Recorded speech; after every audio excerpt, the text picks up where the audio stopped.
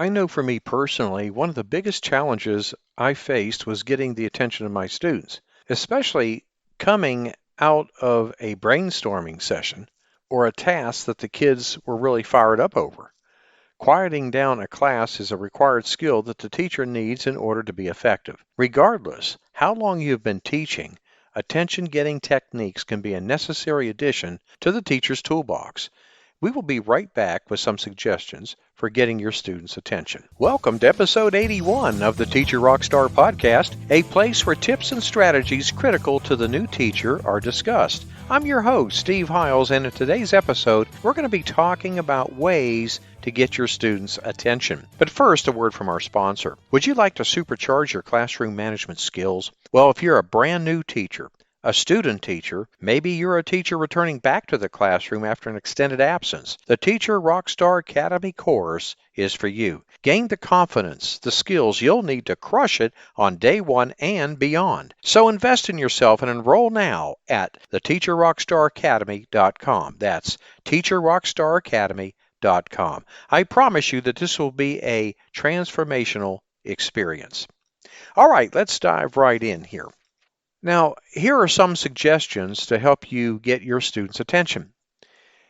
Number one, use a signal for zero noise. If I clap once, for example, I want you all to keep silent and pay attention. The second thing, you could wait for several moments until you have every student's attention. Check for comprehension frequency by asking questions. Another thing, walk around the class to monitor the classroom. You can use teacher proximity, which helps when you encounter students chatting. You can vary your voice, whisper, and then raise your voice. Set a clear purpose for listening to a lesson by using visual or audio aids. I just want to share a few of the call and responses that I have used over the years in my classes that have worked really well for me. 1, 2, 3, eyes on me. Or give me 5, students raise their hands. Number 3, I say class, the students would respond class, class. Number 4, if you hear my voice, clap once or clap twice, etc. Number 5, ready to rock, and the students say ready to roll. And number 6, I say, are you listening? The students respond with, yes, we will.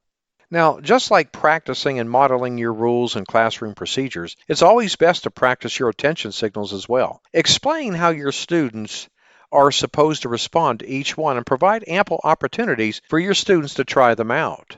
Determine which ones they like the best and stick with those. By the same token, you should also practice using nonverbal strategies with your kids so they learn to pay attention to your visual cues as well. Example, your hand raised, which would be a quiet signal or ringing of a bell or a chime or a xylophone.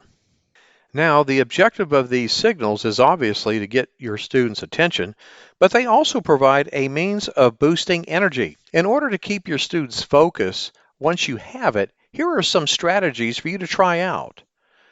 Number 1, I can't say this enough. Get your students up and moving. Very, very important here. The next thing, vary participation structures and scenery. Take the class outside, etc. Implement hands-on lessons.